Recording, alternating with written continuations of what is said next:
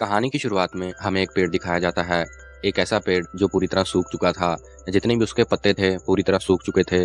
अब कुछ ही पत्ते बाकी थे, जिसे देखने में लग रहा था कि कुछ समय बाद ये भी सूख जाएंगे। तभी हमें उस पेड़ के सामने एक आदमी को दिखाया जाता है, जिसका नाम जैक था। जैक इस पेड़ को बहुत ही ध्यान से देख रहा था। दरअसल उसकी जिंदगी इस पेड़ के साथ जुड़ी हुई थी। जैसे जैसे पेड़ में से पत्ते गिर रहे थे, वैसे वैसे ही उसकी लाइफ खत्म हो रही थी। दरअसल ऐसा उसके साथ कुछ हफ्ते पहले ही हुआ था। जब भी वो कुछ बोला करता था, उसके बोलने के साथ ही उस पेड़ में से लगे हुए पत्ते नीचे गिर रहे थे। उसे कुछ दिन पहले ही पता चला था, जैसे ही ये पेड़ पूरी तरह सूख जाएगा, जैक भी मर जाएगा। इसी वजह से उसने अपने मुंह पर एक टेप भी चिपका रखी थी, ताकि वो कुछ भी ना बोले। जब वो कुछ नहीं बोलेगा तो इस पेड़ में से पत्ते नहीं झड़कर गिरेंगे और वो मरने से भी बच सकता है। ऐसा उसके साथ कैसे हुआ, चलो आगे कहानी में देखते हैं। तो हमें कहानी को कुछ हफ्ते पहले दिखाया जाता है। जैक एक ऑफिस में काम करता है। एक ऐसा ऑफिस जहां पर लोगों की लिखी हुई किताबें लाई जाती थी और इस ऑफिस से पब्लिश करके पैसे कमाए जाते थे। इस काम में जैक बहुत ही फेमस व्यक्ति था। वो अपनी बातों से किसी को भी मना सकता था और उसी की किताब लाकर अपने ऑफिस से पब्लिश करके बेचकर खूब पैसे कमा लिया करता था। उसके साथ काम करने वाले जितने भी कलीग थे, उसकी इस बात को बहुत ही ज़्यादा मानते थे। उन्हें पता था कि अगर जैक चाहे तो किसी को भी मना सकता है और उनकी किताब लाकर इस ऑफिस से पब्लिश कर सकता है। फिर हमको जैक को अपने घर में दिखाया जाता है। जैक के घर में उसकी पत्नी और 1 साल का बेटा है। जैक की पत्नी घर के कामकाज देखती है। उसका जो बेटा है उसे भी वही संभालती है। वो चाहती है कि उसके बेटे को देखभाल के लिए उसके पिता की भी खास जरूरत होती है। इसी बात के लिए वो जैक को भी कहती है कि वो भी हमेशा उसकी मदद के लिए उसका साथ दिया करे। पर जैक अपने ऑफिस और पैसा कमाने में ज्यादा ही मस्त रहता है। जैक जब एक दिन अपने ऑफिस में था, तभी उसे पता चलता है कि सिंजा नाम का आदमी जो उसके शहर में आया हुआ है। तो सबसे पहले मैं आपको बता दूं, डॉक्टर सिंजा बहुत ही बढ़िया आदमी है। वो आत्मा की शांति के लिए काम करता है। उसका मानना है कि दुनियावी मोह माया छोड़कर हमें परमात्मा में मगन रहना चाहिए और मन की शांति के लिए हमेशा ही कुछ ना कुछ करते रहना चाहिए। डॉक्टर सिंजा ने कुछ दिन पहले ही एक किताब लिखी है। अब जैक चाहता है कि वो किताब वो सिंजा से लेकर आए और अपने इस ऑफिस से उस किताब को पब्लिश करे। इसी बात को लेकर वो अपने ऑफिस में सभी लोगों से बात भी करता है। पर सभी ऑफिस में काम करने वाले कलीगों को यही लग रहा था कि डॉक्टर सिंजा कभी भी अपनी बुक इस ऑफिस में देंगे और यहाँ से पब्लिश कराएंगे। जैक को अपने ऊपर पूरा विश्वास था। अगली सुबह वो सिंजा की क्लास के लिए चला जाता है, जहाँ पर काफी सारे व्यक्ति थे जो मन की शांति के लिए अपना ध्यान दे रहे थे। इसी दौरान जैक वहाँ बैठा हुआ अजीबोगरीब तरीके की हरकतें करने लगता है, जिसके कारण वहाँ पर जितने भी लोग थे उनका ध्यान भटकना शुरू हो जाता है। जब वो क्लास खत्म होती है, इसी दौरान जैक अब वहाँ पर लेटना शुरू कर देता है, मानो कि जैसे कि उसे ये क्लास लगाने के कारण अंदर से घबराहट होनी शुरू हो गई हो। इसी दौरान सिंजा के जो आदमी थे उसे उठाकर अंदर ले जाते हैं और बेड पे लेटा देते हैं। सिंजा के आदमियों के देखने के बाद अब डॉक्टर सिंजा भी वहां पर आता है और वो जैक को देखना शुरू करता है। पर जैक तो अपना मन बनाकर ही आया था कि वो सिंजा से किसी तरह करके उसकी किताब यहाँ से लेकर ही जाएगा और अपने ऑफिस से पब्लिश करेगा। तभी वो सिंजा से बात करना शुरू कर देता है। सिंजा कुछ ही समय में समझ चुका था कि जैक किताब के लिए आया है। वो उसकी बातों को इग्नोर करता हुआ अपने घर के पिछले हिस्से में आ जाता है। जैक भी उसका पीछा करता करता उसके पीछे आ गया था। वो यहाँ पर डॉक्टर सिंजा को बहुत ही समझाने की कोशिश करता है और अपनी बातों से मनाने की भी पूरी कोशिश कर रहा था। इसी दौरान वो एक पेड़ के पास चला गया और उसने देखते ही देखते उस पेड़ पे हाथ रख दिया। जैसे ही उसने पेड़ पे हाथ रखा, उसका हाथ कट गया था। दरअसल ये पेड़ कोई मामूली पेड़ नहीं था। जैक अपनी बातों से बार बार डॉक्टर सिंजा को समझाने की कोशिश करता रहा। जब सिंजा ने देखा कि जैक यहाँ से नहीं जाने वाला, तब वो हाँ कर देता है कि वो अपनी किताब उसको देगा अपने ऑफिस से पब्लिश कराने के लिए। डॉक्टर सिंजा को मनाने के बाद वो बहुत ज्यादा खुश था। आज उसने अपने दिन भर के जितने भी शेड्यूल थे, सारे शेड्यूल कैंसिल कर दिए। अपनी माँ को मिलने के लिए निकल पड़ता है। फिर कुछ समय बाद हमें जैक को उसकी माँ के पास दिखाया जाता है। दरअसल उसकी माँ एक वृद्ध आश्रम में रहती है। जब जैक छोटा था, तभी उसका डैड उसकी माँ को छोड़ के चला गया था। इसी वजह से जैक कभी भी अपने डैड को पसंद नहीं किया करता था।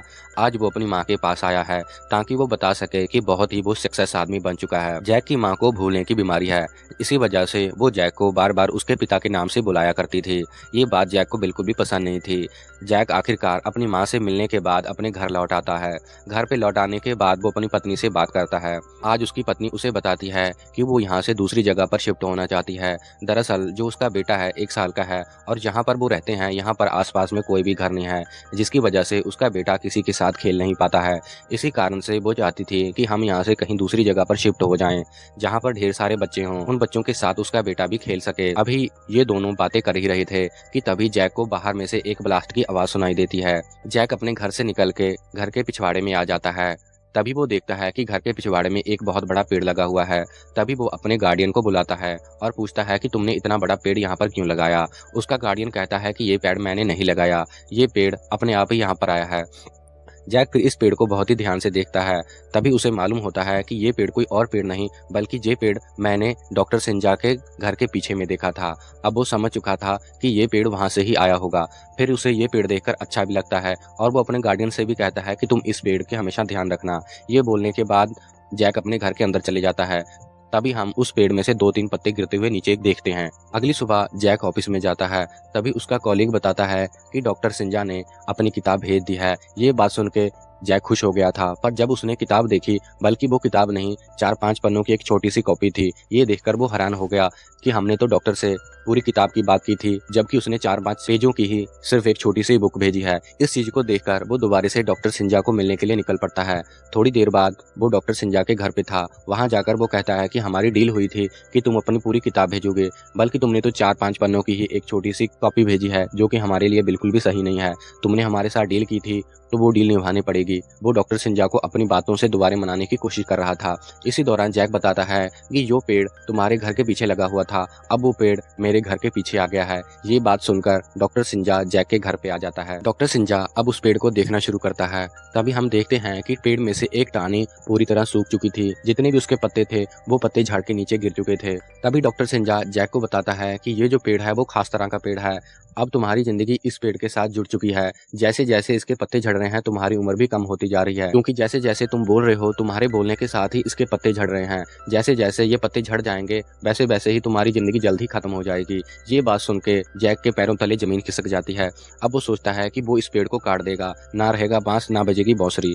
वो एक कुल्हाड़ी उठाता है और उस पेड़ को काटने की कोशिश करता है। जैसे ही वो पेड़ पे कुल्हाड़ी चलाता है उसे एक जोर का झटका लगता है। इस झटके की वजह से वो दूर जाके गिर पड़ता है। अब डॉक्टर सिंजा उसे बताता है कि इसकी जिंदगी तुम्हारे साथ बिल्कुल अटैच हो चुकी है। अगर तुम इस पेड़ को नुकसान पहुंचाओगे तो तुम्हारा खुद का नुकसान होगा।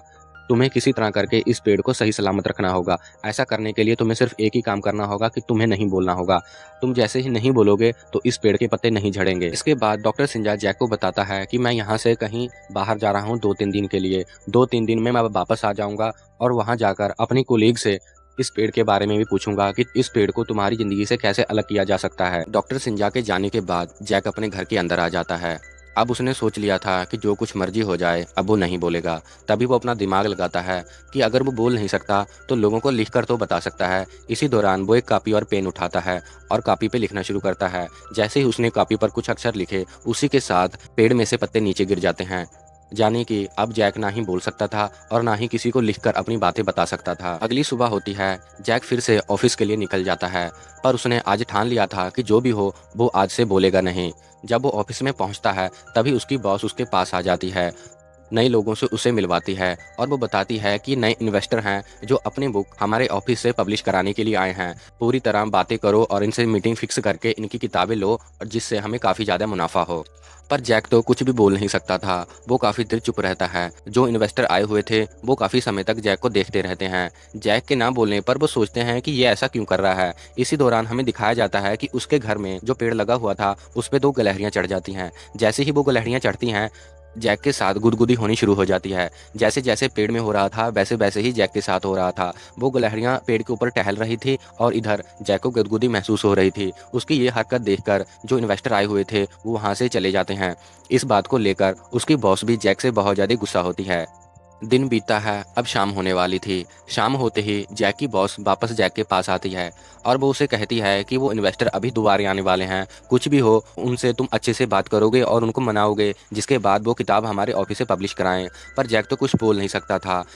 उनके आने से पहले इस ऑफिस में काम करने वाले एक व्यक्ति को वो मनाता है जिसे वो अपना अच्छा दोस्त भी समझता था। वो इशारों में उसे कहता है कि मेरी जगह तुम उनसे बात करोगे। वो इन्वेस्टर ऑफिस में आ जाते हैं। जैक का दोस्त उनसे बात करता है पर वो अपनी बातों से इन्वेस्टर को मना नहीं पाता, क्योंकि जो खास बात जैक के अंदर थी वो बात उस दोस्त के अंदर बिल्कुल भी नहीं थी, जिससे ये डील पूरी तरह कैंसिल हो जाती है। शाम होते ही जैक वहाँ से बाहर निकल पड़ता है। अब वो अपने घर पे आ गया था। जब वो घर पे आया तो उसने देखा कि आज उसकी पत्नी बहुत ही ज़्यादा खुश थी। उसकी पत्नी जैक को पुराने दिन याद दिलाती है ताकि कुछ समय वो उसके साथ अच्छे वक्त बिता सके, पर जैक तो कुछ भी बोल नहीं सकता था। वो जानता था कि जैसे ही वो कुछ बोलेगा पेड़ के पत्ते झड़ जाएंगे। वो काफ़ी समय तक चुप रहता है।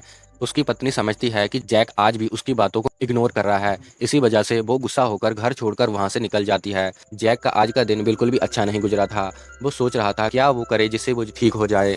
इसके बाद जैक की पत्नी फिर से दोबारा जैक को फ़ोन करती है। अब वो एक होटल में रुकी हुई थी। वो उस होटल में उसे आने को कहती है। जैक खुशी खुशी फिर दोबारा वहाँ पर चला जाता है। उसे लगता है कि हमारा झगड़ा अब ख़त्म हो चुका है। जब वो वहाँ जाता है उसकी पत्नी पूरी ही रोमांटिक मूड में थी। वो उसके साथ कुछ अच्छे वक्त बिताना चाहती थी। इसी दौरान उसकी पत्नी एक बार फिर से जैक को पूछती है कि तुम मुझसे प्यार करते हो कि नहीं। जैक उसे बताना चाहता था कि वो उसे बहुत प्यार करता है, पर वो बोल नहीं सकता था। वो चुप ही रहता है। अब जैक की पत्नी को लग रहा था कि जैक उसके लिए सही नहीं है। इतना कुछ होने के बाद भी जैक उसको पसंद नहीं कर रहा। इसी वजह से वो जैक को उस होटल से बाहर कर देती है। वहाँ से निकलने के बाद वो अपने घर वापस आ जाता है। अगली सुबह होती है। अगली सुबह वो फिर से तैयार होकर ऑफिस जाता है। ऑफिस जाने के बाद वो इन्वेस्टर फिर से आए हुए थे उसके ऑफिस में। उसकी बॉस किसी तरह इन्वेस्टरों को मना लाई थी। इस बार उसे खास तरीके से समझाती है कि किसी तरह इनको अभी तुम्हें मनाना ही होगा। जैक एक बार फिर से मीटिंग के लिए उनके सामने बैठा हुआ था कि दूसरी ओर हमें दिखाया जाता है कि उसके घर के पीछे लगा हुए पेड़ पर दो व्यक्ति आए हुए थे और उस पेड़ पर स्प्रे कर रहे थे ताकि इस पेड़ को कीड़े कूड़े लगने से बचाया जा सके। इधर जैक मीटिंग में बैठा हुआ था। जैसे ही पेड़ पर स्प्रे करना शुरू हुआ वैसे ही उसे खांसी होनी शुरू हो जाती है। वो जोर जोर से खांसने लगता है। उसकी ये हरकत देखकर इन्वेस्टर इस बार बहुत ही ज़्यादा गुस्से हो जाते हैं और खास करके उसकी बॉस से भी, और उसकी बॉस को खरी खोटी सुनाकर वहाँ से चले जाते हैं। जब उसकी बॉस देखती है कि मेरे साथ आज इस ऑफिस में ऐसा हो गया, वो जैक को पूरी तरह डांटती है और कहती है कि आज के बाद तुम्हें इस ऑफिस में आने की बिल्कुल भी ज़रूरत नहीं है और तुम्हें पूरी तरह इन्वेस्टिगेट किया जाता है। इसके बाद तुम्हें कहीं और भी काम नहीं मिलेगा। जैक अब उस ऑफिस से वापस आ जाता है। आज उसने अपनी ज़िंदगी में सब कुछ खो दिया था। करी हुई जितनी मेहनत थी सब पूरी तरह बर्बाद हो चुकी थी। जैक अपने घर में था। उसी दौरान वो अपने अच्छे दोस्त को घर पे बुलाता है और अपनी पेंटिंग एक बनाकर उसे बताने की कोशिश करता है कि जो मेरी लाइफ है इस पेड़ के साथ जुड़ चुकी है। जैसे जैसे पत्ते झड़ रहे हैं मेरी ज़िंदगी खत्म होती जा रही है। मैं अब क्या करूं। पहले तो उसका दोस्त कुछ भी नहीं समझ पाता, पर कुछ समय बाद उसे एहसास हो जाता है कि जैक जो कह रहा है बिल्कुल सही कह रहा है। उसके दोस्त के समझने के बाद जैक उसे खास तरह से बताता है कि कुछ ना कुछ करके तुम्हें इस पेड़ को बचाना होगा। इस पेड़ के बचने के बाद ही मेरी ज़िंदगी बच सकती है। नए दिन के साथ ही एक नई सुबह होती है। आज जैक सुबह उठा, तैयार हुआ। उसने फैसला किया कि वो आज अच्छे काम करेगा। उसके अच्छे काम करने की वजह से वो पेड़ बच सकता है। इसी वजह से वो अपनी गाड़ी लेकर घर से निकल जाता है। रास्ते में जाकर वो कुछ भिखारियों को खाना दान करता है। उसके बाद वो चर्च भी जाता है। चर्च में जाने के बाद वहाँ पर कुछ पैसे भी डोनेट करता है। अब उसे ऐसा लग रहा था कि मैंने कुछ अच्छे काम कर दिए जिसकी वजह से वो पेड़ बच जाएगा। इतना कुछ करने के बाद वो वापस अपने घर आ जाता है और उस पेड़ के पास जाकर बैठ जाता है। पर उसने देखा कि उसके अच्छे काम करने के बाद भी पेड़ पर कुछ फर्क नहीं पड़ रहा था। अब वो लाचार और बेबस था। वो हार कर उसी पेड़ के नीचे बैठ गया और अपनी मन के अंदर शांति लाने लगा। जब उसके अंदर कुछ शांति आई उसे अपनी कुछ पुरानी चीजें याद आने लगी। उसने देखा कि जब वो छोटा था तब उसके माता पिता दोनों एक साथ रहा करते थे, पर कुछ समय बाद उसके पिता ने उसकी माता को छोड़ दिया, जिसके बाद उसकी माता अकेली पड़ गई। आज तक इसी बात को लेकर वो गुस्सा भी था कि उसके पिता ने उसकी माता को क्यों छोड़ा। जैक अभी कुछ समय तक इसी बातों को याद कर रहा था कि इसी दौरान उसे पता चलता है कि डॉक्टर सिंजा वापस इस शहर में आ गया है। वो भागता हुआ डॉक्टर सिंजा के पास जाता है और उससे अपनी जो जिंदगी में हलचल चल रही है यानी कि वो पेड़ उसके बारे में पूछता है। डॉक्टर सिंजा बताता है कि मेरे पास जितने भी मेरे कुलीग थे, मेरे साथी थे, मैंने सबसे बात की, पर उन सबको भी तुम्हारे साथ जो जिंदगी में हो रहा है उसके बारे में कुछ भी आइडिया नहीं है। मतलब कि वो उसके लिए कुछ नहीं कर सकता था। तभी डॉक्टर सिंजा उसे बताता है तुम्हारे साथ ऐसा क्यों हुआ है, पता है तुम्हें। तो जैक डॉक्टर सिंजा से हाँ कहते हुए सिर हिला देता है। तो डॉक्टर सिंजा बताता है कि तुमने अपनी जिंदगी में कभी भी अच्छे वक्त नहीं बिताए, यानी कि तुमने लोगों की भलाई के ऊपर काम नहीं किया और ना ही किसी से प्यार से बात की। जो तुम्हारे घर में पत्नी है उसे भी आज तक तुमने 2 शब्द प्यार के नहीं बोले और तुम लोगों को सिर्फ अपने पैसे के लिए इस्तेमाल करते हो। जब तुम्हें पैसे मिल जाते हैं या फिर तुम्हारा इरादा पूरा हो जाता है, तुम वो व्यक्तियों को भूल जाते हो। तुम्हारी जिंदगी में सिर्फ लालच ही लालच भरा है। इसी वजह से तुम्हारे साथ ऐसा हो रहा है। जैक को डॉक्टर सिंजा की बात सुनकर उस पर गुस्सा आ जाता है। इसी दौरान वो डॉक्टर का कॉलर भी पकड़ लेता है। डॉक्टर सिंजा के एक बार फिर से समझाने पर जैक अब मान जाता है। जैक को अब समझ आ गया था कि दरअसल उसे अपनी जिंदगी में कुछ अच्छा नहीं किया, जिसकी वजह से मेरे साथ ऐसा हो रहा है। अब जैक वहाँ से निकलता है और पूरी तरह दारू पीता है। दारू पीने के बाद अब वो घर लौट आता है। अब उसने ठान लिया था कि वो अपनी जिंदगी को पूरी तरह खत्म कर देगा। और दूसरी ओर हमें पेड़ दिखाया जाता था जो धीरे धीरे करके पूरी तरह खाली होता जा रहा था। अगली सुबह फिर होती है। वो एक बार फिर से उस पेड़ को देखने के लिए अपने घर के पीछे जाता है, जहाँ पर हमें दिखाया जाता है अब पेड़ में बहुत ही कम पत्ते बचे हुए हैं। जैक को भी आज समझ लग गया था कि आज उसकी जिंदगी का आखिरी दिन है, वो आज के दिन मर जाएगा। इसी कारण वो आज फिर से एक बार तैयार होता है। उसकी जिंदगी में जो जो कुछ बचा है आज के दिन वो कर लेना चाहता था। इसी बात के चलते हुए सबसे पहले वो अपनी पत्नी के पास जाता है और उसे कहता है कि जिंदगी में जो कुछ भी हुआ वो ठीक है, पर मैं तुमसे बहुत ही ज़्यादा प्यार करता हूँ, तुमसे भी और अपने बच्चे से भी। हो सके तो मेरी गलतियों के लिए मुझे माफ़ कर देना। इसके बाद वो वहाँ से बाहर निकलता है और एक आदमी से मिलता है जो कि एक राइटर था। कभी उसने उससे वादा किया था कि मैं तुम्हारे साथ काम करूंगा और तुम्हारी लाई हुई किताबें पब्लिश कराकर तुम्हें भी अच्छे खासे पैसे दूंगा। उस पैसों में उसने $10 का वादा किया था, पर आज तक $10,000 उसने उसे कभी नहीं दिए। आज वो 10,000 का चेक उसे देता है। इस कारण वो व्यक्ति खुश हो जाता है। इसके बाद जैक वहाँ से निकलकर एक बीच पर आता है। बीच पर काफी सारे लोग घूम रहे थे। इसी दौरान वहां पर एक बूढ़ा कपल भी उसे दिखाई देता है। उस बूढ़े कपल को देखने के बाद उसे अपनी माँ की याद आ जाती है। अब जैक वहां से निकलकर अपनी माँ के पास आता है। वो अपनी माँ के पास आकर बैठ जाता है। उसकी माँ उसे आज फिर समझाती है और इसी दौरान वो जैक को उसके पिता के नाम से बुलाती है। पर आज जैक को उसकी माँ का पिता के नाम से बुलाना बुरा नहीं लग रहा था। तभी जैक की माँ बताती है कि तुमने अपने अंदर बहुत ही ज़्यादा कड़वाहट पैदा की हुआ है, खास करके अपने पिता के लिए। तुम्हारे पिता ने जो किया वो ठीक है, पर तुम्हें अपने पिता को माफ़ कर देना चाहिए था। अपनी माँ की बात सुनने के बाद वो वहाँ से निकल पड़ता है। वहाँ से निकलने के बाद वो सीधा कब्रिस्तान में आ जाता है। वो कब्रिस्तान जहाँ पर उसके पिता को दफनाया गया था। वो वहाँ आकर बैठ जाता है। बैठने के बाद वो अपने पिता को सिर्फ 3 ही शब्द कहता है कि मैंने तुम्हें माफ़ किया। इतनी बात कहने के बाद दूसरी ओर हमें पेड़ को दिखाया जाता है जिसमें अब सिर्फ 3 ही पत्ते बचे थे। उसके ये 3 शब्द कहने के बाद वो लगे हुए 3 पत्ते भी झड़ जाते हैं। इधर जैक की छाती में बहुत ही जोर से दर्द शुरू हो जाता है। इस दर्द को वो सह नहीं पाता और इसी दौरान वो नीचे ज़मीन पर गिर जाता है। तो कुछ समय बीतता है तो उसकी फ़ोन की घंटी बजती है। जैक अपने फ़ोन को उठाता है। वो फ़ोन किसी और का नहीं, उसके दोस्त का फ़ोन था। उसका दोस्त बताता है कि तुम्हारे घर के पीछे जो पेड़ था वो आज पूरी तरह हरा भरा हो चुका है। उसमें जितने भी पत्ते थे सारे पत्ते वापस आ गए हैं।